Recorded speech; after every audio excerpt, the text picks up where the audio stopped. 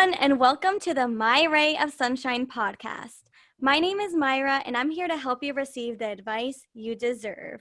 Now, if you all are here, it's probably because you want to know exactly how you can understand someone with social anxiety, and what better person to ask than to ask Amanda, who is thriving despite her anxiety because she doesn't let anything stop her. So welcome, Amanda.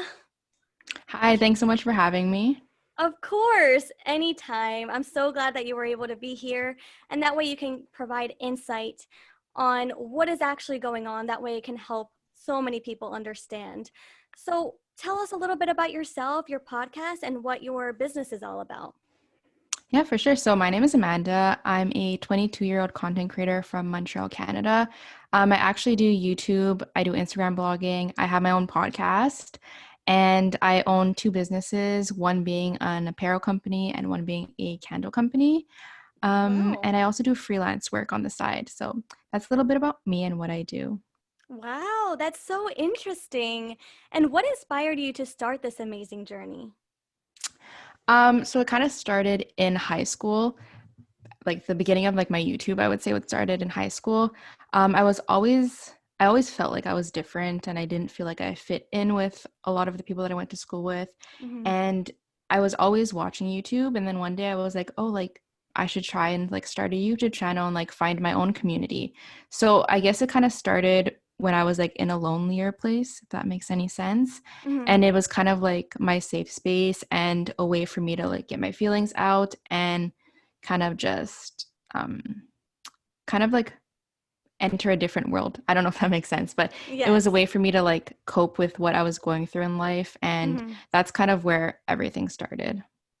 Wow, it's amazing how like from the very, very lows that we experience, like we can really thrive from that and learn and kind of challenge ourselves to step outside of our comfort Yeah. zone, which is so important. So I'm glad that that was able to inspire you to put yourself out there, to start your channel, to start your business, because especially being so young, like that's so Yeah. inspirational. So, what advice can you give others who want to better understand someone with social anxiety? I think the most important thing is to like try to understand and recognize someone who's like who has social anxiety.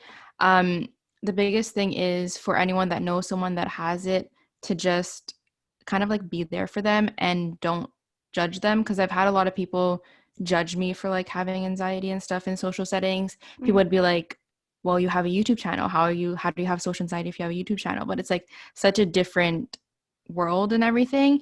So the number one thing I would say first is like to understand the person and try to like recognize what they're going through. Yes, I couldn't agree more because, I mean, even in one of your stories or your episode that you released as well, speaking about it, you even said it's so different because you're just talking in front of the camera. Yeah. You're talking to an audience that you can't see. So it's like just a completely different world. And yes, you upload your videos, but it's like stuff that you create alone when Hmm. you're comfortable and in your own little comfort zone. So I definitely get that. And are there Yeah, it's like oh, I'm sorry, go on. okay. Yeah, it's like people ask me this like all the time when they're always like, "Oh, like why are you more shy in person? Why don't you talk as much in person? Like I see you online and like you talk so much. Like why are you like this?" And it's like it's kind of also hard and annoying to like have to re-explain to everyone, Hmm. especially like people I don't even know that well. So that's something that I also should bring up that like don't say that to anyone because you don't know what people are going through. You don't know if they have social anxiety. So it makes me feel like awkward a lot of the times when people ask me that because I don't really know how to explain it. And I also don't Right. want them to feel bad, but at the same time like it's just an awkward situation. Yeah, especially since you're just being completely vulnerable and then you're just hoping that they take it the best of way and that they can cope with you, like help you out through it. But Yeah. sometimes people just don't understand, and that's what the awareness is all about. That's kind of why I wanted to invite you so that way you can help so many of my listeners too and like see like exactly what they can do to help and Hmm. understand. Now, what would you say is like some of the common signs someone with social anxiety that you could kind of pinpoint? Because I know it's not like people get shy, but like there's a to a different extent. Mm-hmm. So how would you be able to tell the difference? Yeah, so I can like basically say the symptoms, yeah, that I get when I know that I'm like anxious and stuff. So the first Mm-hmm. thing is I always like play with my fingers. That's something that like a lot of people with social anxiety do when they're speaking to someone. They always like fidget a lot. Um, and there's also people like blush. I don't Mm-hmm. do that, thankfully, because they would make me really Mm-hmm. anxious if my face was getting red. But like some Right. people, they start blushing. There's also people that like you start stuttering when you're speaking. Something I get a lot that's not like very visible, but I get like really bad stomach pains. And I also get like dizzy at times. Those are like the more like extreme stuff, but sometimes like I do get dizzy and I feel like I'm gonna faint. Oh no. Um, there's also like sweating. Um, so those are like the most common ones and the ones that like I go through. Wow. Yeah, and I love that you mentioned how a lot of it is internal because Mm-hmm. people tend to judge what they see. And if they don't Yeah. see that you're in panic mode or anything, they're not going to really think much of it and they're not going to believe that you are actually experiencing those things. But even something as little as like butterflies or just like, being anxious, like that's all internal. Like they don't know how fast our heart is racing, like Yeah. how will they be able to determine that? So I really like that you mentioned that. And how has it affected your life personally and professionally? So personally, I would say it's affected me in ways that it's hard to make friends. So when I would like start a new school or start a new job, I was always the type of person that like would keep to myself and like not approach people, don't speak to people, and I would wait for them to come to me because I can't do like confrontation. I can't like go up to someone myself. Mm-hmm. Another thing in my personal life, I would say is kind of keeping friendships. There's like a thing that like people with social anxiety have a lot is confrontation. They Mm-hmm. don't like doing that. So if you get in a fight with someone or something, you'll always like lay low, and sometimes people will think that like you don't care, and that's like the side effect of it. And also, someone with social anxiety, we kind of like come off as kind of like snobby or rude when you first meet us, like as a first impression, just because we don't speak as much, we aren't like Mm-hmm. as smiley and we aren't as like engaged with people. So that's something like in my personal life. And then if we think professionally, um so as I said before, like I do YouTube, podcasting, I have businesses and stuff.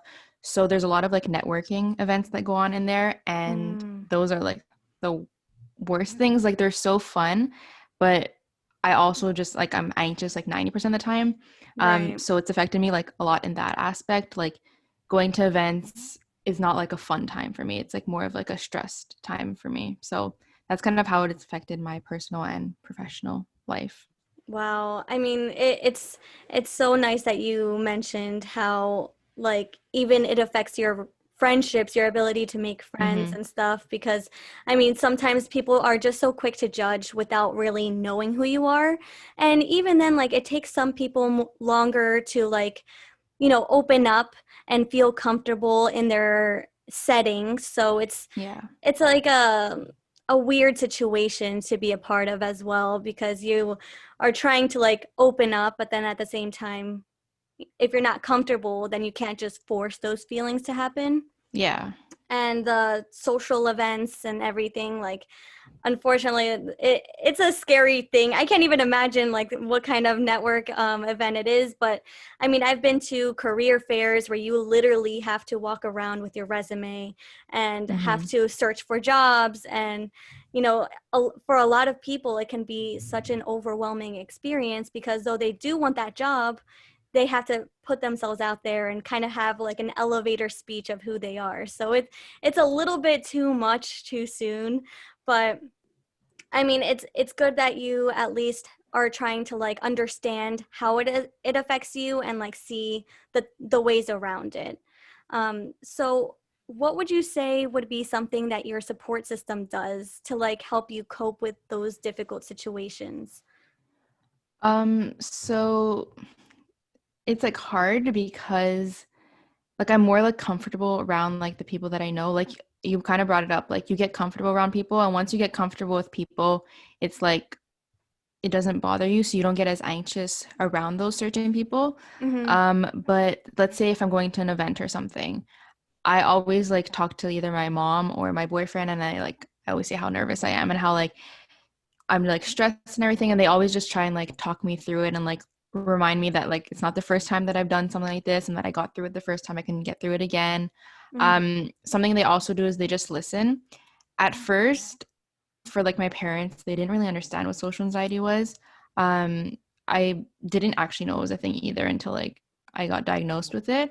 Mhm. But they were very like, yeah, they didn't know what it was. So at first it was like hard for them to understand it and everything, but they just like listened. And I think that's like a really important thing if you know someone that has social anxiety, to just like listen to them and like not take their anxiousness or like their what they're stressed about, like make it smaller than it is. Like just like listen. Because for some people it might be like, oh, like you're going to like an event with like influencers or stuff, like why are you nervous? Like just like lucky you and stuff, but like just try not minimize their anxiousness. Yes, minimization is the worst, absolute Yes. worst, because they're basically telling you you're not allowed to feel what you feel, and they make you Mm-hmm. seem in a way crazy for feeling those Yeah. things. Like something as little as, why are you worrying? Stop stressing. It's like, Yeah. if it was that easy, anyone would just stop stressing. Like Exactly. Yeah. it's something that we have to figure out internally, and it's Mm-hmm. something that,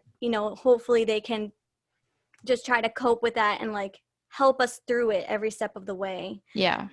And would you say that podcasting, having your own business, your YouTube channel, like, would you say that that has helped you cope with it better and feel more in charge of your anxiety and feel like you can have a handle on that? So yeah, it's definitely like made me step out of my comfort zone a bit. It's made me meet different types of people too, even though like half of it's like online and stuff. I was still able to make like so many cool connections, and I've made friends online. So it has made me feel like less alone at times, because I'm like, even though like they're not next to me, like I still have like a whole like friend group and everything online. But yeah, it's really helped me step out of my comfort zone. And by doing like YouTube and like stuff like that and getting invited to networking events, it's Mm-hmm. definitely made me be more open and kind of just like challenge me a bit and make me do things that like at first I never thought I'd actually do in my lifetime. Right. So yeah, it's been like it challenges me, but at the same time, it's a good challenge.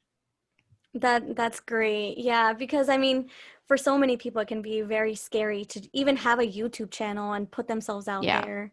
So it's nice that you were able to challenge yourself, and in a good way, because it helped you realize that you have more control than you think, and that you don't have to let it Mm-hmm. affect like your social life, and at least not as much. Like you can still express Yeah. yourself and stuff. So um what would you say like would be some of the hobbies that you would recommend someone else who may have social anxiety to kind of like challenge themselves and step outside of their comfort zone?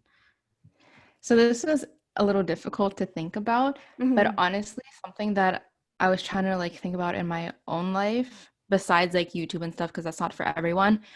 For a lot of college people, I think like joining a club would be like a good start.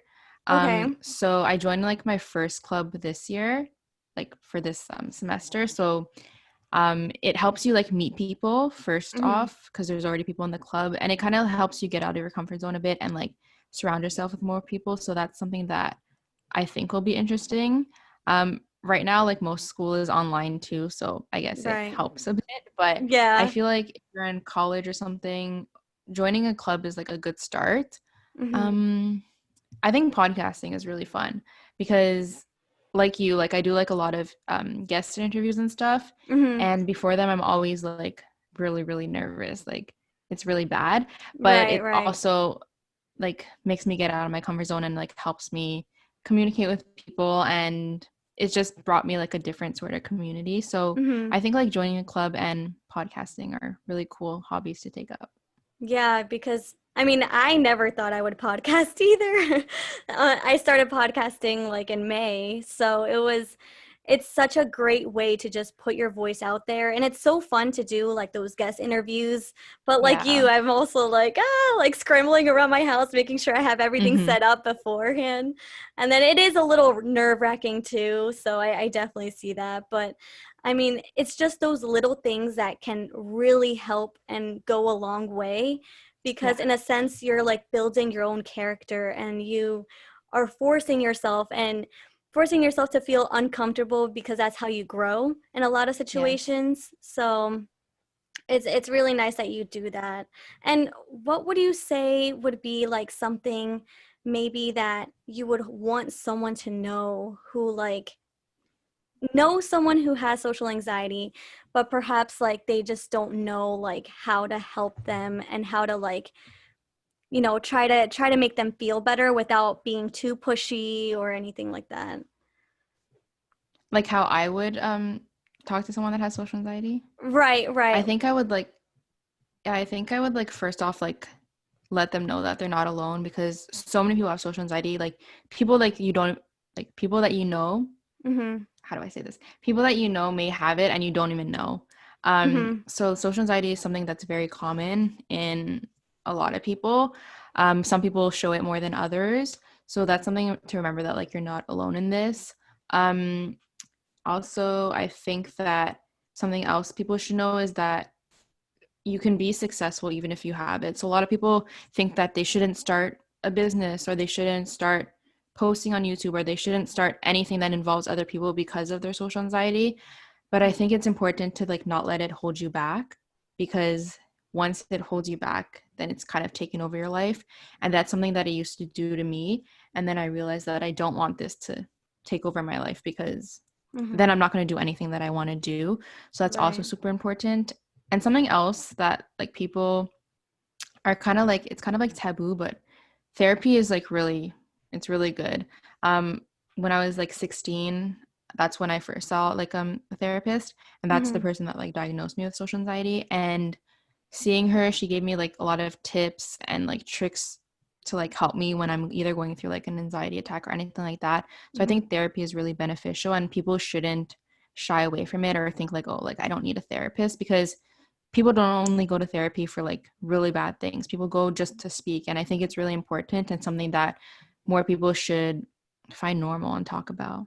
Yes, exactly. Like it's more normal than other people make it seem, because I feel Yes. like if someone hears that you go to therapy, it's like, oh, you're crazy. Like, what's going on? Yeah. Like you can't control your life, like all these things. But a lot of it is very much internal. And like we're with our thoughts 100% of the time. So if you're feeling like you're not mentally like capable of just like doing certain things, performing certain tasks, or just like going on with your day, that's why it's so important to just like be able to confide in someone, talk to them about it, and they can help you. Like they literally are there to help you and give you all the tricks that you need to like help calm down.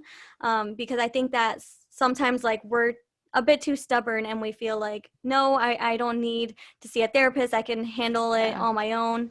But then you're missing out on the advice that you could have gotten, and you could have missed out on the help that you could have gotten as well. So just having an extra person to confide in, who is a professional, can really really help make a difference in your life. So I like that you also discovered yourself, and also like learn more about yourself, with social anxiety, especially since you were diagnosed with it at 16. Like I can't imagine like how you must have felt like knowing that like at 16, and trying to Hmm. like figure out like, okay, what now? Like, okay, I know I have this now.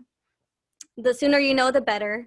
But it's just like, where do I go from here? Like, hopefully it doesn't let me keep myself from doing what I want to do, which Yeah. obviously you've proved differently. But it's great that you were able to thrive from it versus letting it hold yourself back, because when we're in our comfort zones too much for too long, like it's not healthy.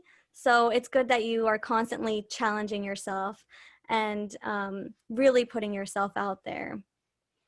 And Yeah. would you say that like you experience like these panic attacks? Like what exactly do you do to like help calm down, or like do you have any tips for that?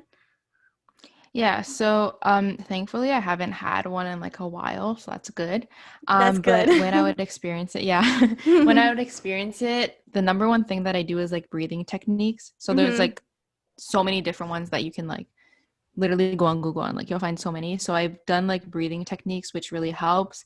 I also like to listen to music. It just like music therapy is literally a thing. Yes. It just like calms me down. I also something that I've discovered like a few years ago is like drawing, not drawing, but like coloring. Oh, So I bought okay. myself a coloring book. Yeah, that like really Nice. helps. Just like it's very calming, I find. Mhm. Yes. Um, so yeah, those are the three things that I do. So like breathing techniques, listening to music, or literally coloring.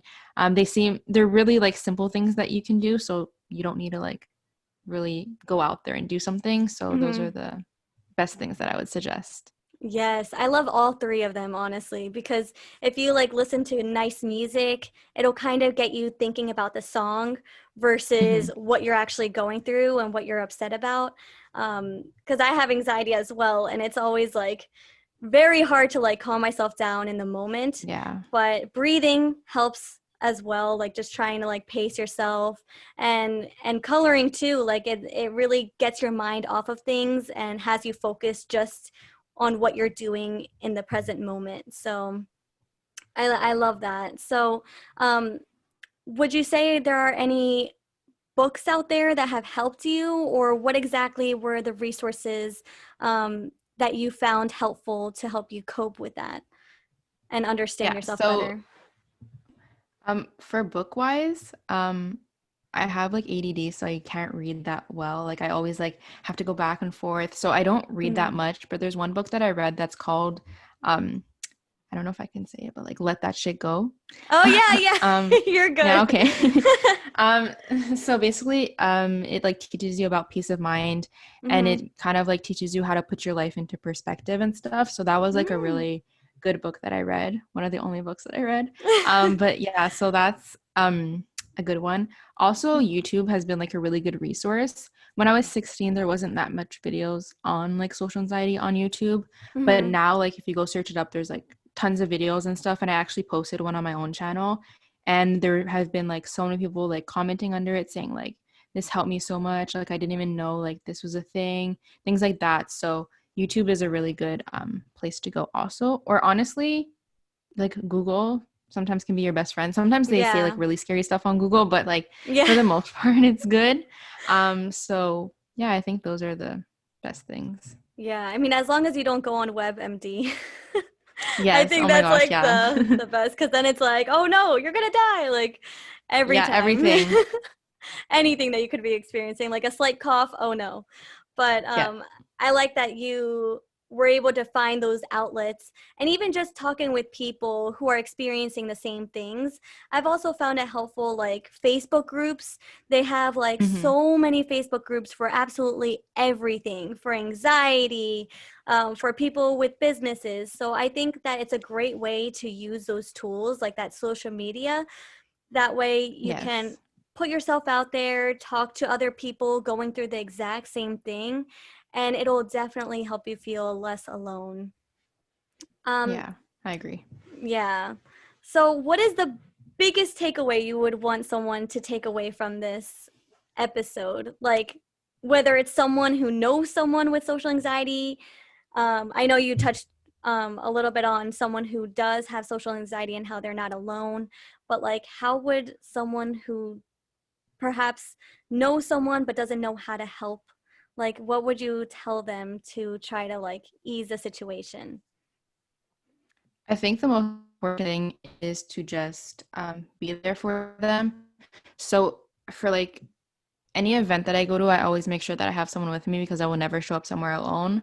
Mm-hmm. So a thing that like people that I bring with me do is they're like the conversation starters because I can't start conversation. So when someone does start one, that like eases the conversation. So Mm-hmm. if you're with someone that has social anxiety and you know like you're going to a gathering or something, just remember that like to be the conversation starter because they won't start it. and to Mhm. also just like kind of like reassure them, and like let them know that like you understand and that you're there for them and everything, because being understood is like a really important thing in my point of view. Right. um and also just recognizing that like sometimes we're more outgoing and sometimes we're more like introverted into ourselves, so like it kind of fluctuates to like remember that also. Yes, I think that's super important to keep in mind because that way, as long as people know exactly how you want to be treated in that moment, where it can help Hmm. ease the situation and make it less difficult for you to handle, like that's super important. And something as little as just starting up the conversation, making them feel more welcome and just like at peace, knowing Yeah, that like everything's going to be okay, like and that they're there to support them. So that's super nice, and it's great that you've also had your strong support system with friends, family, your boyfriend, yeah, so that way they can like always be there for you no matter what because they yeah. understand. Yeah, I think it's really important to have a good group of people around you that understand you and will be there for you through it, because the worst thing is being alone and having no one else to speak to about it. Exactly, or just people that just don't understand, so might as Yeah. well just not talk to anyone. Yes. Yeah. So Amanda, where can everyone find you? So you can find me on Instagram at either It's Amanda Wan or Behind the Girl Boss for my podcast, or you can find me on YouTube. It's Amanda Wan is my YouTube. And yeah, you can find me all there.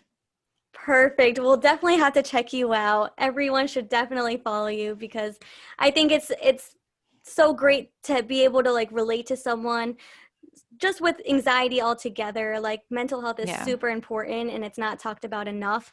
So when people do talk about it, it's really nice to be able to know that like you're being able to like share that and be vulnerable, and you can do that all through podcasting, which is a great platform. So Yeah.